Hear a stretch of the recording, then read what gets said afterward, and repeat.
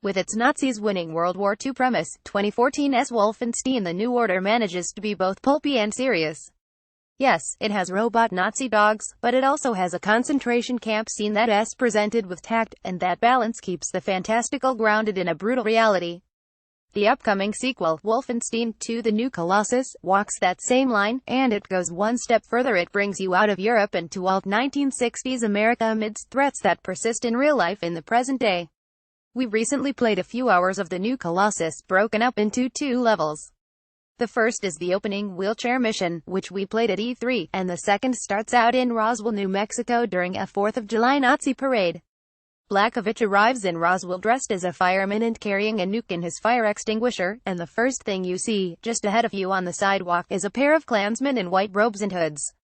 It's an uncomfortable feeling, walking toward KKK members in broad daylight in a game and knowing that there's nothing you can do. But this feeling is also compounded by the knowledge that there are KKK rallies happening in real-life America in the year 2017, an America where the Nazis didn't win the war. It's simple fun to blast Nazis to hell in Wolfenstein, but seeing the KKK stroll past a Nazi officer who says he likes their style is not so much fun as it is deeply unsettling. All around Roswell, there is evidence that the language employed by the fictional Reich and everyone subjugated by it is not far from sentiments you can still hear today. A newspaper review for a dystopian novel about a world where the Allies won, for instance, discusses the moral depravity of different groups, including LGBT people.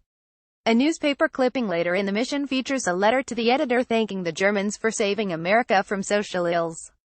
A cheekily color-swapped version of the Abbey Road cover in a music shop window reminds you that you are, indeed, in a distorted version of history. You walk through all of that to a diner you might have seen in the reveal trailer, where a mother practices German with her son, telling him he'll need to learn it.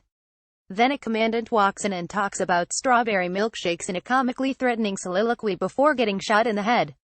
A cutscene directly after involves your Roswell contact going on about aliens and the weird shit in Area 52, which is the first extended respite from the discomfort that precedes it.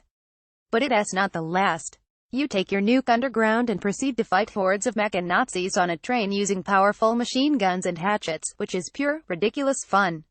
You don't have time to think about politics or real-world implications, because all your focus is put toward finding shotgun ammo and not dying. My time with the game concluded at the end of the train ride, but I am looking forward to seeing if the new Colossus continues to maintain a strong balance between its two opposing tones. The examples we saw kept the new Colossus from feeling heavy-handed in its real-life parallels, which in turn prevented the characters' wisecracks and idiosyncrasies from getting cheesy. Combined with some good old-fashioned Nazi slang, it's making for a promising sequel. Wolfenstein 2 The New Colossus is set to